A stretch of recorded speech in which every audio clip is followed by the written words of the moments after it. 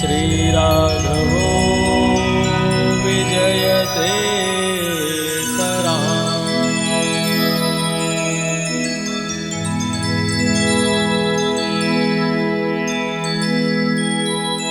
नमः परमहंसाय चरणकमलचिन्मकरन्दाय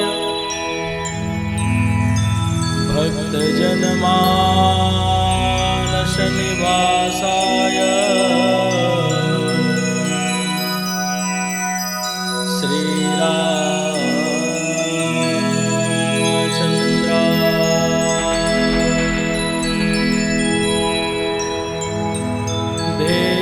सदा परिभवग्नमभीष्टदोहम्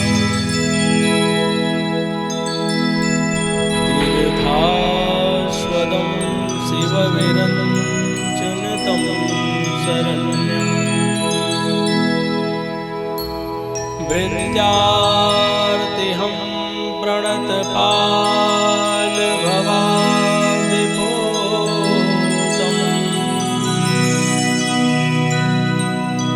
वन्दे महापुरुषते चरणारविन्दम्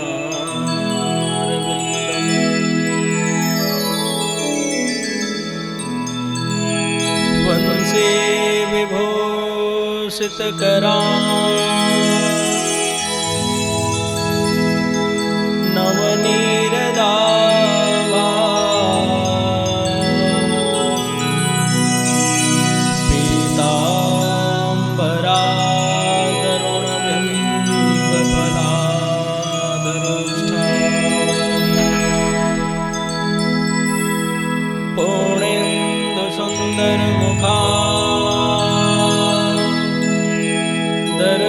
दरविन्दनेत्रा कृष्णात् परं किमपि तत्त्वमहं न जाने।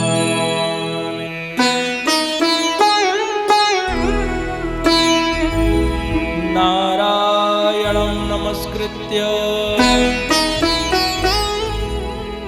नरं चैव नरोत्तमम् देवीं सरस्वतीं व्यासं ततो जयमुदीरये।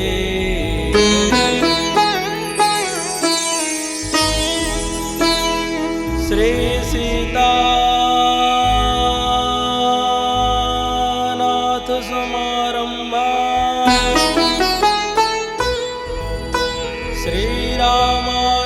श्रीरामानन्दार्य मध्यमा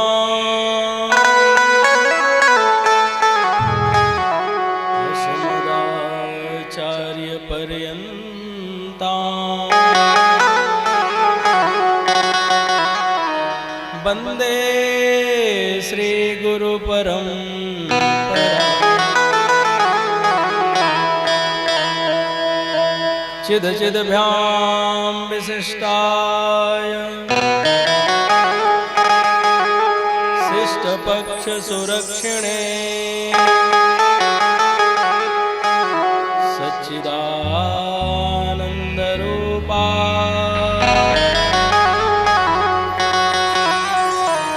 सर्वभौमाय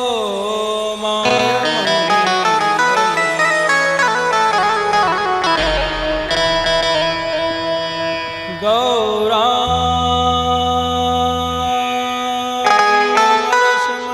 नित्यं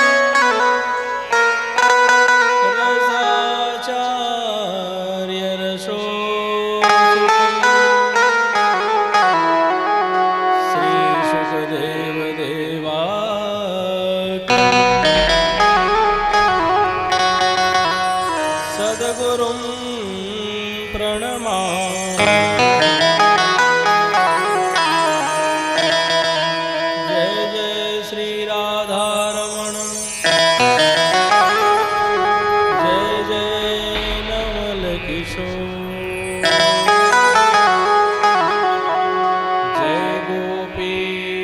चित चोर प्रभो। जय जय माखन चोर।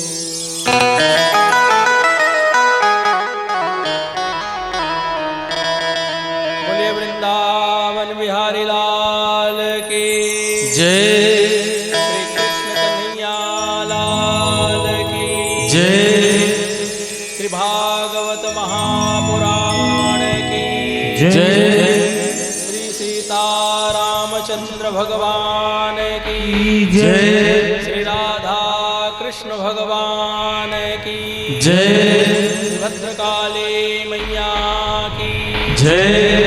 जगत जननी शीतला मैया की जय। श्री भागवत महापुराण की जय।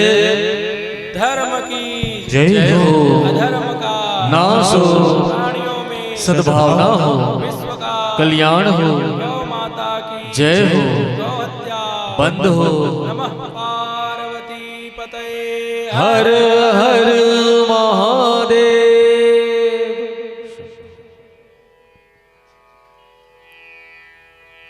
आइए मन और वाणी को पवित्र करने के लिए भगवान नाम संकीर्तन करेंगे।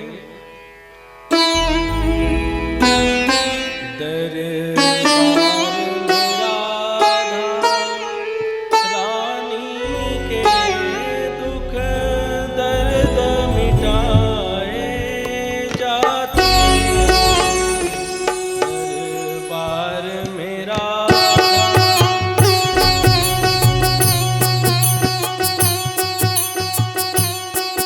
दरबार मेरा था रानी के, दरबार मेरा था रानी के, दुख दर्द मिटाए जाते हैं। दरबार मेरा था रानी के, दुख दर्द मिटाए जाते हैं। दरबार मेरा था रानी के, दुख दर्द मिटाए जाते हैं। दरबार मेरा था रानी के, दुख दर्द मिटाए जाते हैं। दुनिया के सताए लोग यहाँ, दुनिया के सताए लोग यहाँ, सीने से लगाए जाते हैं। दरबार मेरा था।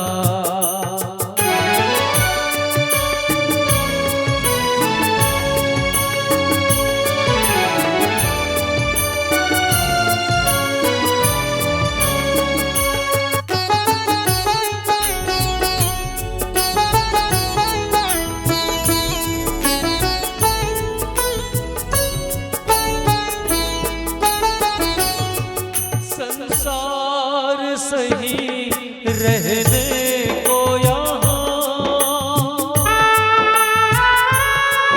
संसार सही रहने को यहाँ, दुख ही दुख है सहने को यहाँ, दुख ही दुख है सहने को यहाँ।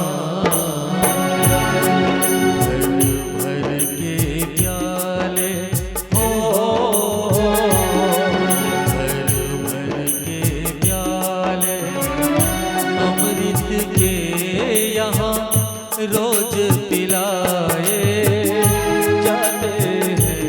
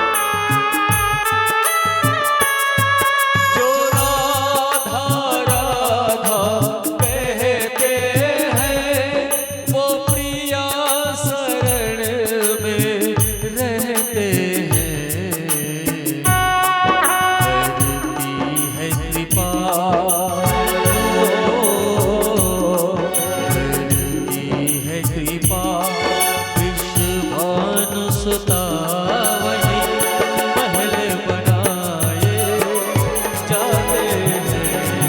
दरबार में राधा रानी के दुख दर्द मिटाए जाते हैं। दरबार में राधा रानी के दुख दर्द मिटाए जाते हैं। दरबार में राधा रानी के दुख दर्द मिटाए जाते हैं। दरबार में राधा। जय जय श्री राधे, जय जय श्री राधे, जय जय श्री राधे।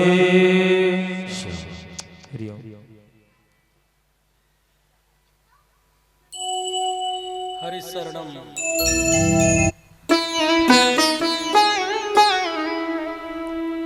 परम मंगलमय भक्तवांछा कल्पतरु शरणागत वत्सल भक्त वत्सल कृपा सिंधु भगवान श्री अकारण करुणा वरुणालय श्री हरि के वांगमयी मूर्ति श्रीमद् भागवत सप्ताह ज्ञान गंगा में हम निरंतर गोता लगा रहे हैं। परम मंगलमय संकल्प मां शकुन सिन्हा जी का श्री फेरूराम सिन्हा जी के पुण्य स्मृति में आयोजित यह श्रीमद् भागवत सप्ताह ज्ञान गंगा में आप सभी पधारे हुए सिन्हा परिवार के समस्त पारिवारिक जन, विद्वज्जन,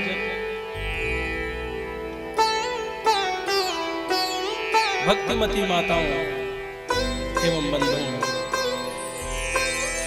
परम मंगलमय महाराज का दर्शन हम केवल दिव्य भगवान के चरित्रों का श्रवण कल हमने किया। दिव्य महाराज में हम प्रत्यक्ष रूप से ऐसा प्रतीत हो रहा था जैसे साक्षात भगवान कृष्ण गोपियों के मध्य में इस पवित्र प्रांगण पर ही रास रचा रहे हैं, ऐसा वातावरण कल यहां उपस्थित हुआ था।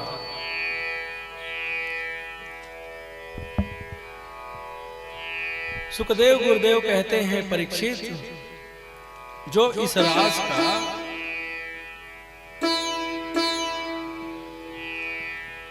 दर्शन करता है, जो इस रास के कथा को श्रवण करता है, जो इस रास में अपने मन को लगाता है, जो इस रास में भगवान के साथ जो नित्य करते हैं, उसकी फलश्रुति सुखदेव गुरुदेव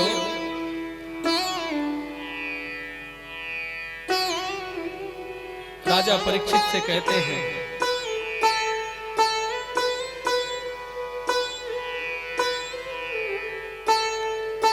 जो इस रास में प्रतिभागी होते हैं वे भगवान के चरणों में सहज ही उसका प्रेम बढ़ता है और भगवान के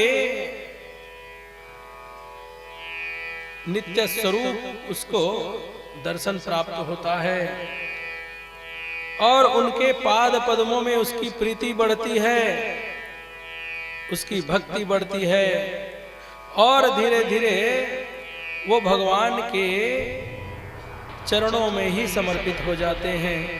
ये महाराज की महिमा सुखदेव गुरुदेव परीक्षित से कह रहे हैं।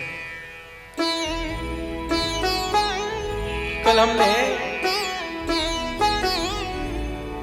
वृंदावन में रात का दर्शन किया। अब आज की यात्रा में, इस कथा यात्रा में हम भगवान श्री कृष्ण के साथ रासेश्वर सरकार के साथ प्रणाम करके मथुरा की यात्रा करेंगे और मथुरा से यात्रा करके द्वारिका की यात्रा करेंगे। और जब भगवान द्वारिकाधीश के रूप में प्रतिष्ठित हो जाएंगे तो भगवान के दिव्य विवाह महोत्सव को हम सब मनाएंगे। आज बड़ा ही विलक्षण दिन है।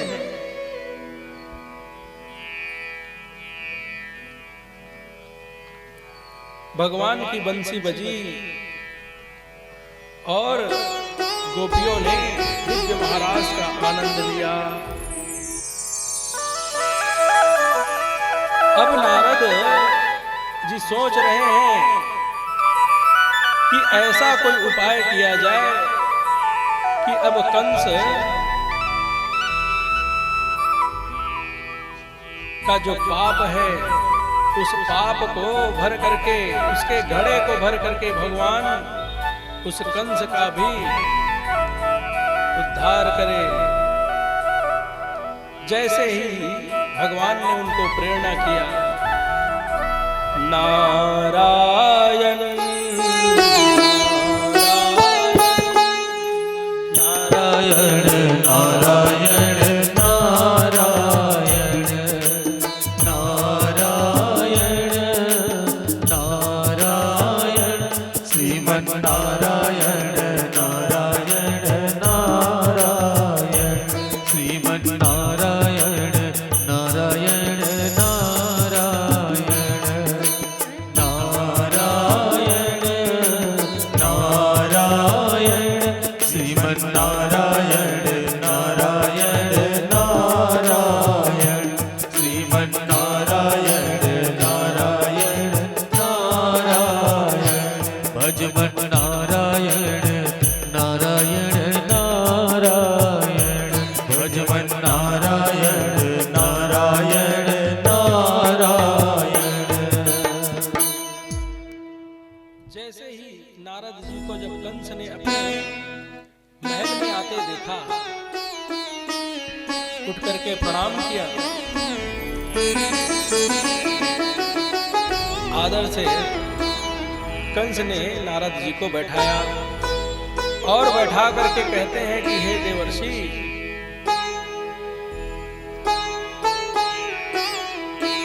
किस कारण से आपका आगमन हुआ है? कोई सेवा हो तो बताइए। नारद जी कहते हैं, कंस,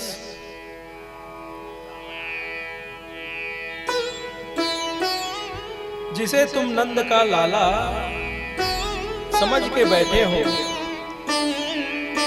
वे नंद का लाला नहीं, वो तुम्हारी बहन देवकी का 8वां संतान है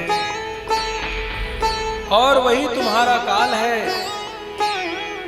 सुनते ही कंस की आंखें लाल हो गई। अत्यंत क्रोधित होकर के कंस भगनी महंत मारुद्ध खड़क पाणी कचिगृहीत अपने तलवार को निकाल लिया और तुरंत तलवार निकाल करके बहन को मारने के लिए तैयार हो गया। कहता है कि वासुदेव ने मुझसे धोखा किया। मैं वासुदेव को सत्यवादी समझ रहा था, लेकिन वासुदेव ने तो कहा था कि जो भी संतान होगा मुझे ला कर देगा। उसने मुझसे धोखा किया। तुरंत ही नारद जी ने कंस को रोका। देखो कंस, ये जो वासुदेव है, उनसे तुम्हें भय नहीं है। तुम्हें तो भय उसके वासुदेव के पुत्र से है। थोड़ा सा होश संभालो। इसलिए वासुदेव को मारना ठीक नहीं है, देवकी को मारना ठीक नहीं है।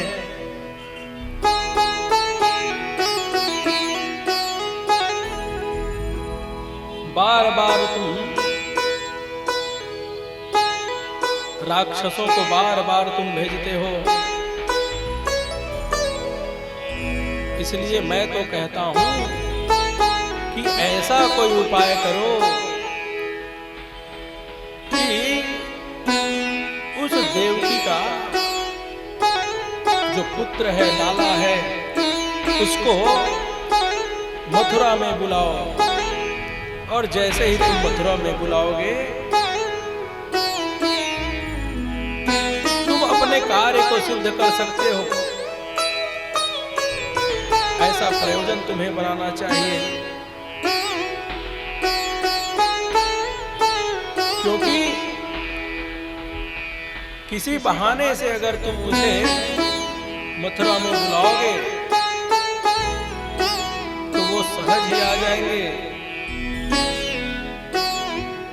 क्योंकि जो ब्रजमंडल की गोपियां हैं, जो वहां के रहने वाले जो लोग हैं, वो कृष्ण से बड़े प्रेम करते हैं। और तुम पूर्वक उसको यहां लाओगे तो तुम्हें हो सकता है विद्रोह का सामना करना पड़े। इसलिए हे राजन, तुम्हें किसी उपाय से उन्हें बुलाना चाहिए। इतना कह करके नारद जी वहां से आकाश मार्ग से उड़े। नारायण श्रीमन्नारायण नारायण नारायण नारायण नारायण श्रीमन्नारायण नारायण नारायण श्रीमन्नारायण नारायण नारायण श्रीमन्नारायण नारायण नारायण श्रीमन्नारायण नारायण नारायण श्रीमन्नारायण नारायण नारायण श्रीमन्नारायण नारायण नारायण जय हो नारायण श्रीमन्नारायण नारायण नारायण नारायण नारायण श्रीमन्नारायण नारायण नारायण। जैसे ही नारद जी आकाश मार्ग से उड़े, सीधे भगवान श्री कृष्ण के पास पहुंच गए। लाला को प्रणाम किया और प्रणाम करके यहाँ की जो सारा वृतांत है वो भगवान कृष्ण को बता रहे हैं। परब्रह्म परमात्मा की ऐसी लीला है कि नारद जी भी उनको खबर दे रहे हैं। जो सब कुछ जानते हैं उनको नारद जी जाकर के कह रहे हैं कि हे प्रभु, मैंने सारी रचना बना करके कंस के पास से ही आ रहा हूं। आपको लेने के लिए किसी को भेजेंगे तो आप मथुरा चले जाइएगा। लाला ने कहा ठीक है। इतने में कंस ने अपने राक्षसों की एक मीटिंग बुला ली और राजसभा में कहता है कि ये कृष्ण को बुलाने के लिए क्या किया जा सकता है। तो सबने अपने अपने सुझाव दिए। एक केसी नाम का जो दैत्य था वो बोला,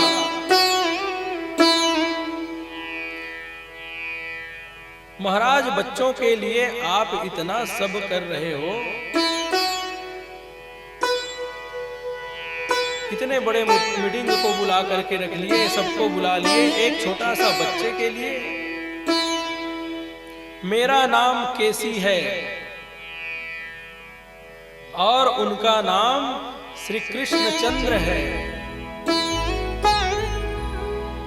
अरे उनका नाम श्री कृष्णचंद्र है तो मैं भी केसी हूं।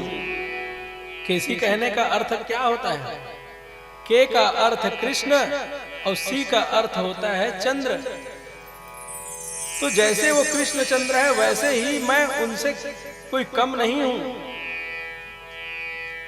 हालांकि मेरा जो नाम है वो अंग्रेजी वर्णमाला में केसी, तो मैं भी श्री कृष्ण से कोई कम नहीं हूं।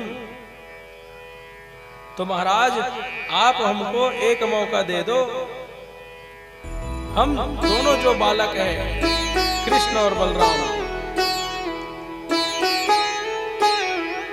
दोनों को ठिकाने लगा करके आ जाएंगे। और केसी घोड़ा बन करके ज्यों ही दौड़ा, भगवान को खाने के लिए जैसे ही घोड़े बन करके वह दौड़ा, जैसे ही मुंह खोला वैसे ही भगवान ने उनको एक मुक्का मारा और वहीं पर गोविंदाय नमः।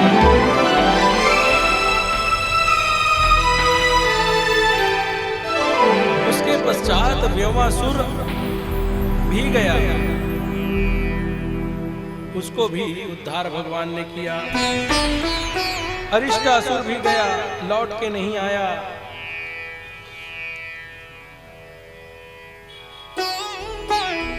कंस ने कहा अब वहां कोई नहीं जाएगा, अब तो उसी को ही बुलाना पड़ेगा, क्योंकि वो बालक साधारण प्रतीत नहीं होते। तो किसे भेजा जाए, वृंदावन में किसे भेजा जाए कि तो उनको अक्रूर की याद आई। और जैसे ही अक्रूर जी की याद आई, कंस ने उन्हें बुलाया। और जैसे ही कंस ने उन्हें बुलाया, अक्रूर जी तो थरथर कांपने लगे। कहने लगे कि कंस बुला रहा है, पता नहीं कौन सा शगुन होने वाला है। फिर भी भगवान को ध्यान करते हुए केसी कंस के कक्ष में प्रवेश किया। और जैसे ही प्रवेश किया, कंस ने गृहीत्वा पाणिना पाणिं ततो क्रूरमुवाच। जैसे ही अक्रूर ने कंस के कक्ष में प्रवेश किया, कंस उनका हाथ पकड़ लिए और हाथ को पकड़ करके अपने सिंहासन पर ही बैठा लिए। और बैठा करके कहता है, हाथ में हाथ धर के साथ में बैठा करके कहता है, अक्रूर जी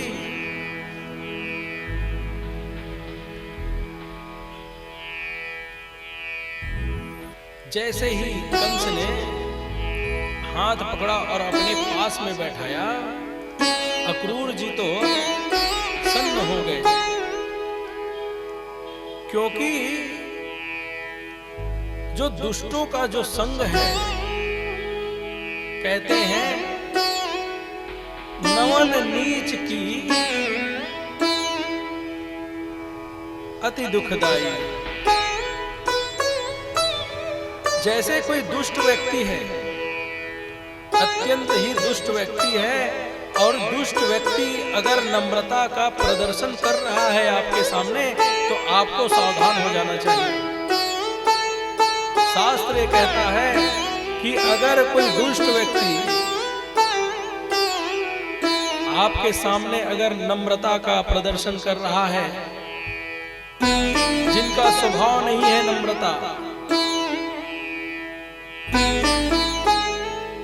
जो दिन भर अपने दुष्टता में लगा रहता है, छल कपट प्रपंच में लगा रहता है, वह व्यक्ति अगर लंबी दंडवत ठोके तो सावधान हो जाना चाहिए। अक्रूर जी बड़े सावधान हैं।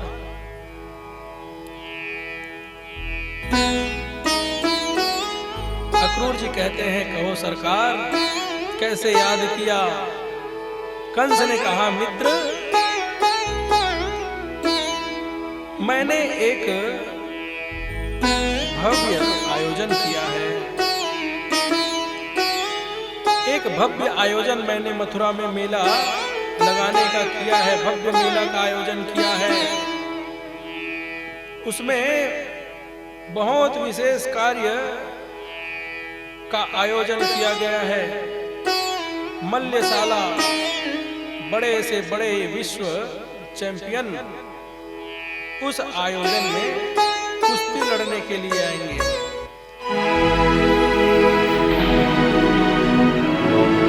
पहलवानी करेंगे। तो मैं ये आयोजन विशेष रूप से रखा है उस मेले में, और मैं चाहता हूं कृष्ण बलराम भी उस मेले में, मल्लशाला में अपना प्रदर्शन करे।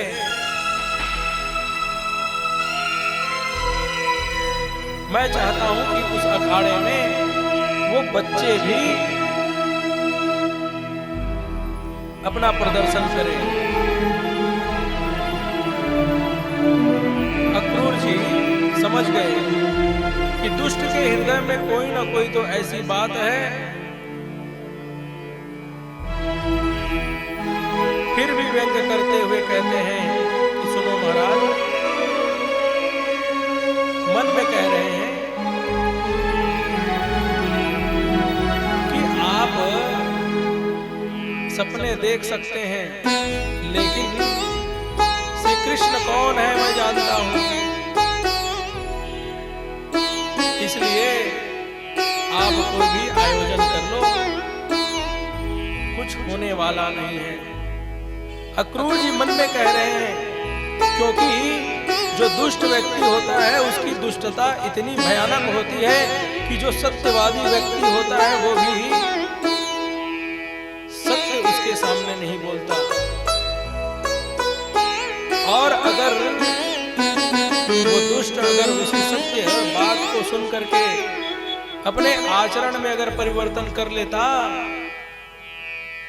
तो वो उसकी दुर्दशा नहीं होती। मनोरथान करोतुश्चैव चनोदेन हतानपि।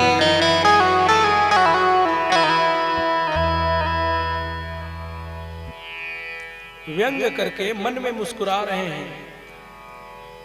जना उच्चै मनोरथान करोति, मन में चाहे आप कोई भी मनोरथ को पाल लो कंस, लेकिन तुम बचने वाले नहीं हो।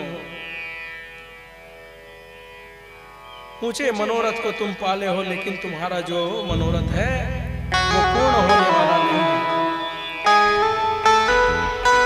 मैं आपके आज्ञा का पालन करूंगा महाराज। अक्रूर जी रथ लिए और रथ लेकर के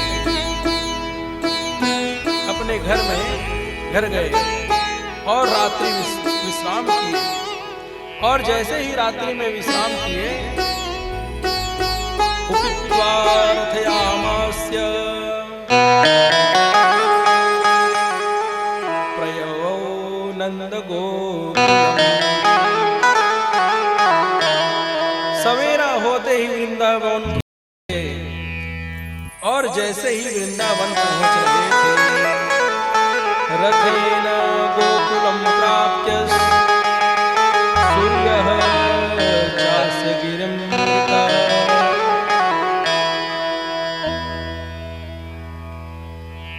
जैसे ही अक्रूर जी रथ लेकर के वृंदावन की ओर चल रहे हैं, अक्रूर जी वृंदावन तो शाम को पहुंच रहे हैं, शाम के समय में, सूर्यास्त के समय में वृंदावन पहुंचेंगे। लेकिन उस मन को कौन रोक सकता था? उस मन की गति को कौन रोक सकता था? वो मन पहले वृंदावन पहुंच गया भगवान के दर्शन के लिए। वो मन भगवान के दर्शन के लिए वृंदावन में पहले ही पहुंच गया। देखिए, जब हम किसी से प्रेम करते हैं और उसके दर्शन जब हम उसका दर्शन जब हम प्राप्त करने वाले होते हैं तो भले ही हमसे मिलते नहीं हैं, लेकिन जैसे हम उनसे मिलते उससे पहले उनका छवि हमारे दृश्य में आ जाता है। संपूर्ण दृश्य छवि हमारे हृदय में उतर जाता है।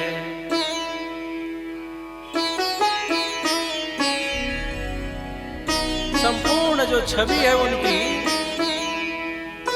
वो हमारे हृदय में उतर जाता है और हम उस परम तत्व का दर्शन करने लगते हैं।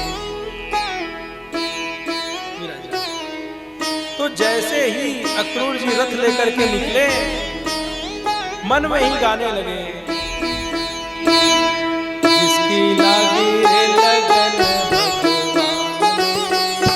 उसका दिया भी जले रे तूफान में, जिसकी लागी रे लगन भगवान में, उसका दिया भी जलेगा तूफान में, जिसकी लागी रे लगन भगवान में, जिसकी लागी रे लगन भगवान में, उसका दिया भी जलेगा तूफान में, उसका दिया रे जलेगा तूफान में, जिसकी लागी रे लगन भगवान से, ओ जिसकी लागी रे लगन भगवान में, उसका दिया रे जलेगा तूफान में, उसका दिया भी जलेगा तूफान में।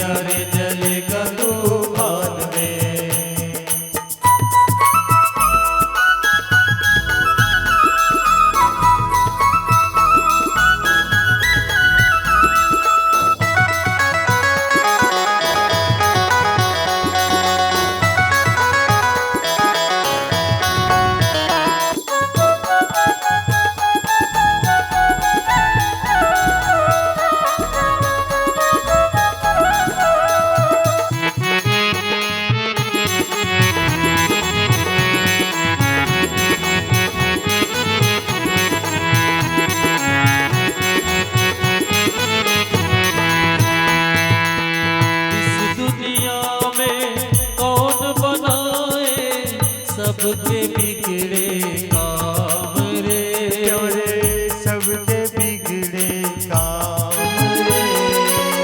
अनहोनी को होनी कर दे, उसका नाम है राम रे, उसका नाम है राम रे। इस दुनिया में कौन बनाए सबके बिगड़े काम रे, सबके बिगड़े काम रे। अनहोनी को होनी कर दे, उसका नाम है राम रे, उसका नाम है राम रे। जिसकी लागी रे, जिसकी लागी रे, जिसकी लागी रे लगन भगवान में, जिसकी लागी रे लगन भगवान में, उसका दिया भी जलेगा तूफान में, उसका दिया रे जलेगा तूफान में, उसका दिया रे जलेगा तूफान में, उसका दिया रे जलेगा तूफान में, उसका दिया रे जलेगा तूफान में, उसका दिया रे जलेगा तूफान में। बोलिए आनंद कंद भगवान की जय हो।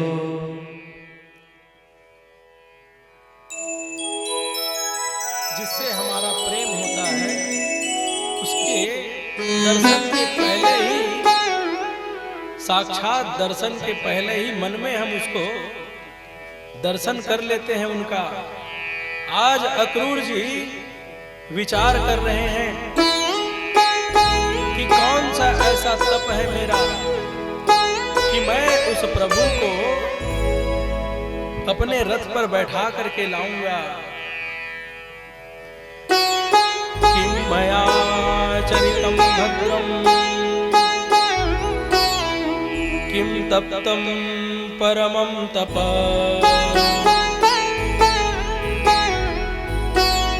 किम वाप्याहते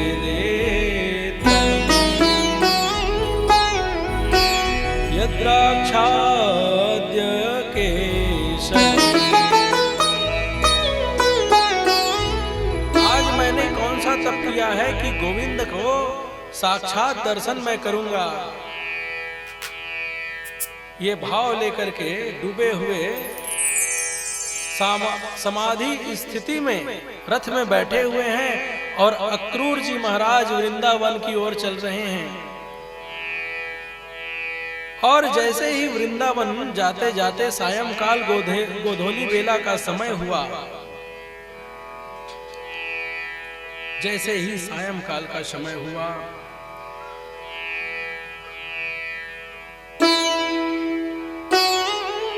कन्हैया गौचारण करके लौट रहे थे और गोधूली बेला का जो समय होता है, गौ की जो खुर से जो धूल उड़ती है, उस धूल में सने हुए भगवान का दर्शन अक्रूर जी महाराज दूर से कर रहे हैं। जैसे ही अक्रूर जी महाराज ने भगवान को धूल से सने हुए दूर से देखा, उनका मन गदगद हो गया, नेत्र सजल हो गया। आज वो क्षण आ रहा है जिसमें भगवान के साक्षात दर्शन मुझे प्राप्त होने वाला है। जैसे ही भगवान निकट आ रहे हैं, अक्रूर जी की धड़कन तेज हो रही है और जैसे ही भगवान अक्रूर जी के रथ के निकट आया,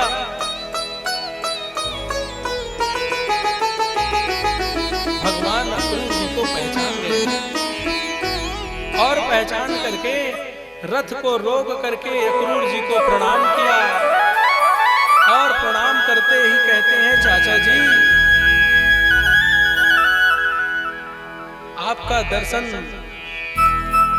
आज सुलभ हुआ है, बाबा आपका दर्शन करके प्रसन्न हो जाएंगे। आज भगवान अक्रूर जी को नंद भवन में लेकर के गए हैं और नंद भवन में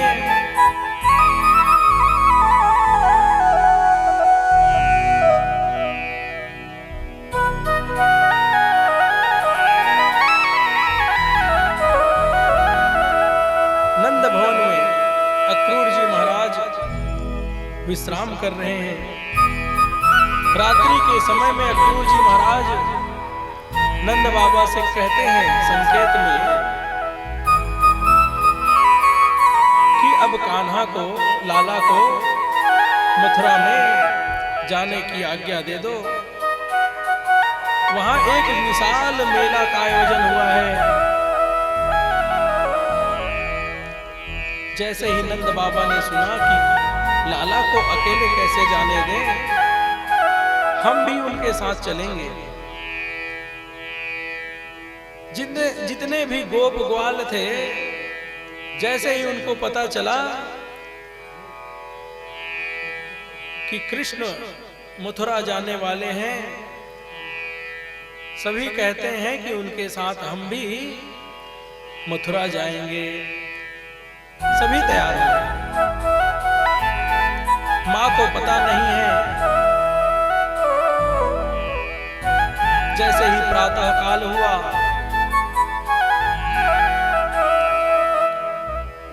जो गोपी हैं उनको भी कुछ पता नहीं है। जैसे ही प्रातः काल हुआ, रथ तैयार हो गया और जैसे ही रथ तैयार हुआ, एक ऐसा वातावरण वहां उपस्थित हो गया कि लाला वृंदावन को छोड़ के जा रहे हैं। कितना सुना वातावरण वृंदावन का हो जाएगा।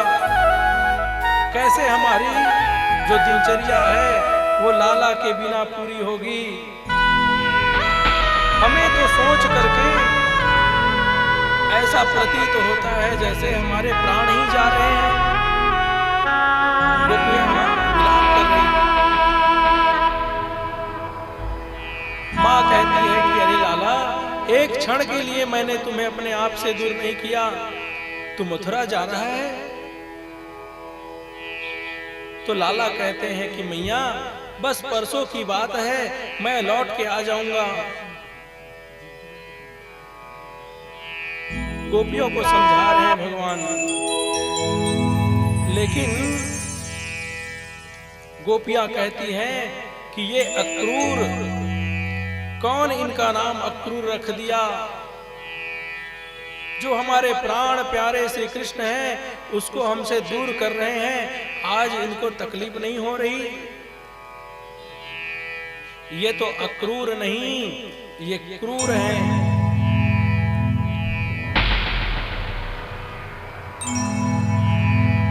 गोपियां अपने विरह की वेदनाओं को ऐसे प्रकट कर रही हैं। सुखदेव गुरुदेव कहते हैं, परीक्षित, ऐसा प्रतीत होता है जैसे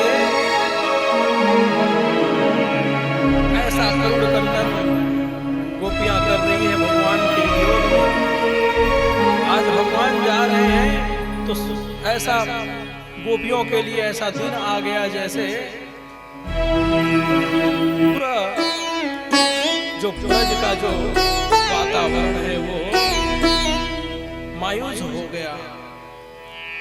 अहो विधातस्तमन कुचित दया संजोय मैत्रापणेन देहिना। अरे विधाता, तुमने कैसा ये प्रेम का संबंध बनाया है कि इसमें जो दर्द है, जो बिछड़न है, उस दर्द को हम कैसे सहन करेंगे? ये जो प्रेम का जो संबंध है, वो संबंध कोई गुड्डा और गुड़िया का खेलने वाला खिलौना तो नहीं है जिसको मन भर खेला जाए और जब मन भर जाए तो उसको तोड़ फोड़ करके, मरोड़ करके कहीं फेंक दिया जाए।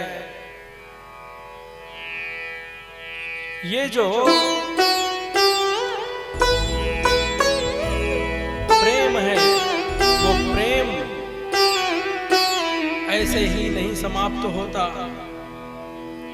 आज सुखदेव गुरुदेव कहते हैं कि गोपियां इतना दुखी हो गई हैं भगवान के वियोग को सुन करके कि कहती हैं कि ये विधाता कैसा जीवन हमको दिया है। और सत्य मानिए, अगर हमारे जीवन से श्री कृष्ण चला जाए, हमारे जीवन से अगर लाला दूर हो जाए, तो उससे बड़ा दुर्भाग्य हमारे जीवन में कुछ हो नहीं सकता है। गोपियां विलाप कर रही हैं। सच्ची प्रेमी गोपियां हैं। संसार में जो प्रेमी होते हैं, संसार के जो प्रेमी होते हैं, वो सामान्यतः हम सब देखते हैं 3 प्रकार के प्रेमी हमें दिखाई पड़ते हैं संसार में।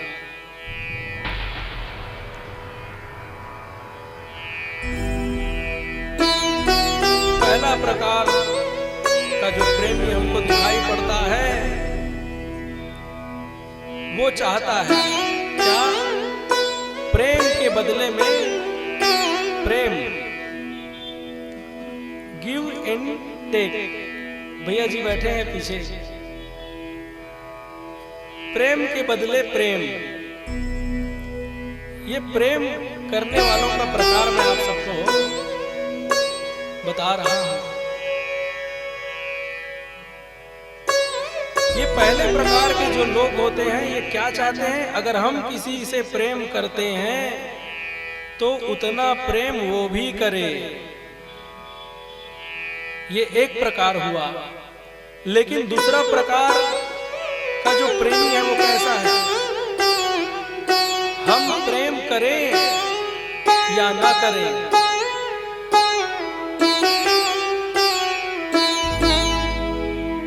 दूसरे प्रकार का जो प्रेमी है वो कैसा है? हम प्रेम करें, लेकिन सामने वाला हमसे प्रेम करे या ना करे हमको फर्क नहीं पड़ता। ये दूसरे प्रकार का प्रेमी है।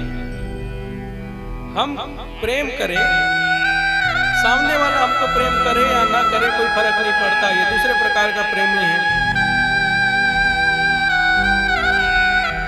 लेकिन तीसरे प्रकार का जो प्रेमी है,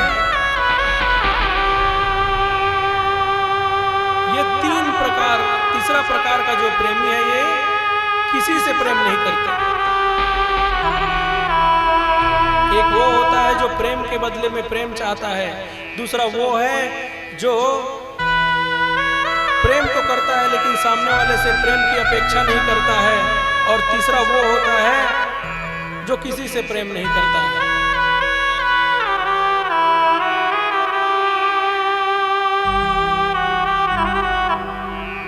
और जो तीसरे प्रकार के हैं, जो किसी से प्रेम नहीं करते, उसके भी 4 प्रकार हैं। बड़े ध्यान से सुनिएगा आप लोग। पहले प्रकार में आत्माराम,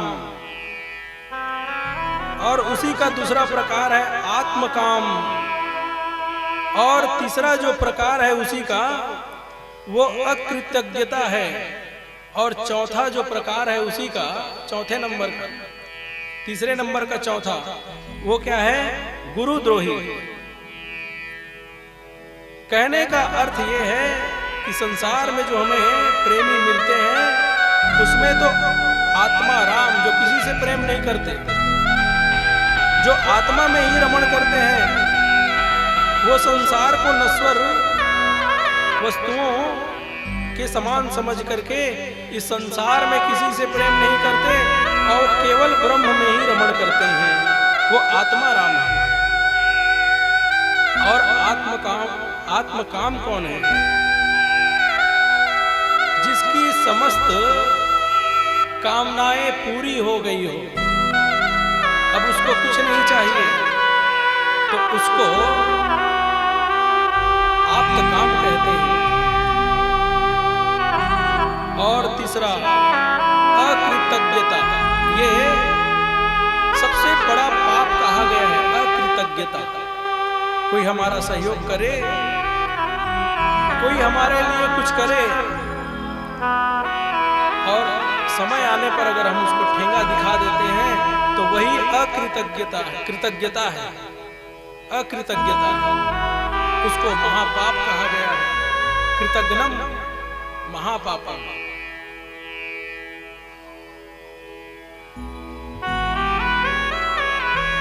और गुरुद्रोही, ये तो और बड़ा खतरनाक है। जो गुरुद्रोही है, जो आपसे प्रेम करे उसी के गर्दन को काट लो, उसी को धोखा दो। तो एक गोपी कहती है कि ये कृष्ण, ये चौथे नंबर का जो है, जो प्रेम करे उसी को तकलीफ देने वाला जो है, ये कृष्ण है। हमने कृष्ण से कितना प्रेम किया, और कृष्ण इतना भी नहीं सोच रहा कि हमको कितना तकलीफ होगा, हम कैसे जीवन इनके बिना जिएंगे। आज हम सबको छोड़ करके ये जा रहे हैं,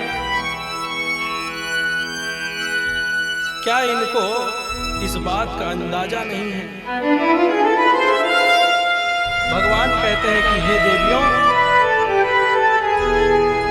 रथ के आगे से हट जाओ। हे मैया, मैं परसों ही वापस आ जाऊंगा। संत्वायामास सप्रामे आयायस्य इति गुप्तकै। गोपियां समय समझ गई कि ये जाने वाले हैं, अब ये रुकने वाले तो हैं नहीं, तो रास्ता छोड़ दिए। अब गोपियां समझ रही हैं कि अब तो भगवान रुकने वाले नहीं। देखिए, गोपियों ने पहले रोकने का प्रयास किया। गोपियों ने सबसे पहले भगवान को रोकने के अनेक प्रयास किए, अनेक उदाहरण दिए, ऐसे ऐसे बातें भगवान के सामने कही कि भगवान का जो मन है वो पिघल जाए और न जाए। लेकिन जब समझ गई कि अब भगवान रुकने वाले नहीं हैं, तो क्या कहते हैं?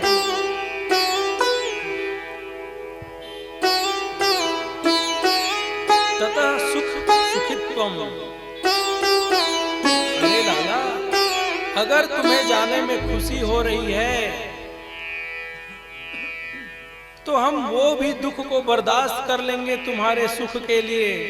अगर तुम जा करके अगर सुखपूर्वक हंसता मुस्कुराता आपका अगर हमें आपका दृश्य दिखाई पड़ जाता है, आप अगर खुश रहते हैं तो आप जाइए, हमें कोई आपत्ति नहीं है। आप ही खुश रहें, आपके खुशी में ही हमारी खुशी है। इस प्रकार भगवान वहां से रथ में आरूढ़ होकर के निकल रहे हैं, और जैसे ही भगवान वहां से निकले,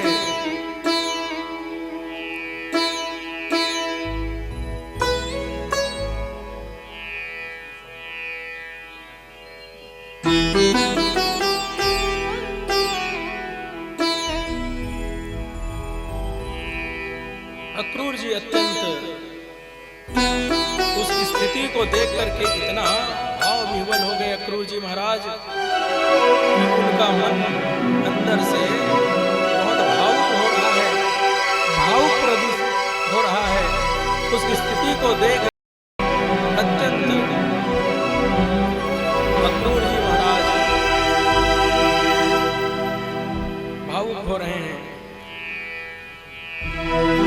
भगवान ने कहा, चाचा जी रथ आगे बढ़ाइए।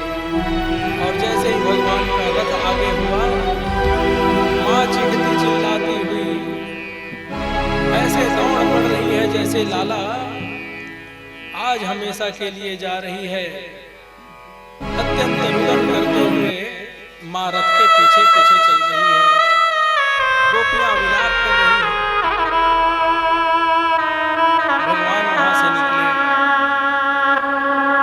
और जैसे ही निकल करके आए,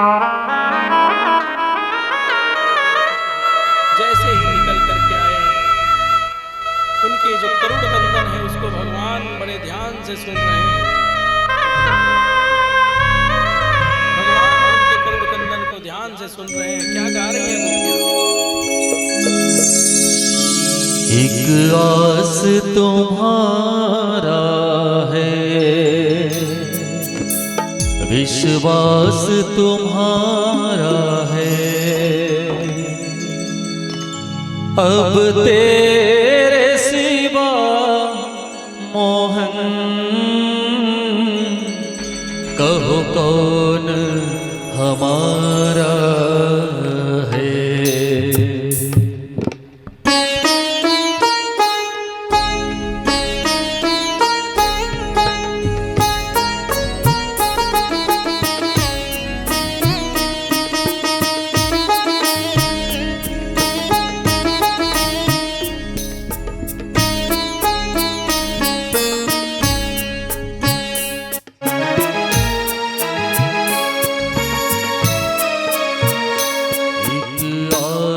तुम्हारा है, विश्वास तुम्हारा है,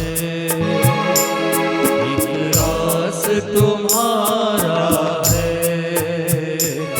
विश्वास तुम्हारा है, अब तेरे सिवा कहाँ कहो कौन हमारा है। तेरे सिवा कहाँ कहो कौन हमारा है। एक आस तुम्हारा है, विश्वास तुम्हारा है, अब तेरे सिवा कहाँ कहो कौन हमारा है। तेरे सिवा कहाँ कहो कौन हमारा है।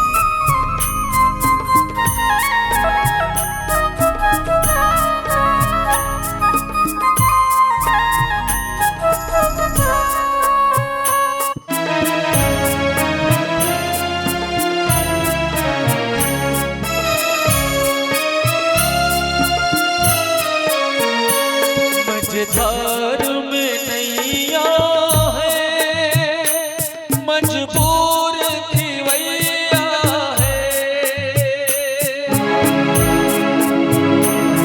विश्वास मेरा ये टूटे न प्यारे, तुम ही को लगानी है नैया किनारे, तुम ही को लगानी है नैया किनारे। चले आओ ढूंढो न कोई बहाना, सोचो जरा है ये रिश्ता पुराना, सोचो जरा है ये रिश्ता पुराना। मझधार में नैया है, मजबूर खिवैया है। मझधार में नैया है, मजबूर खिवैया है। अब पार लगा मझधार किनारा है। अब तेरे सिवा मोहन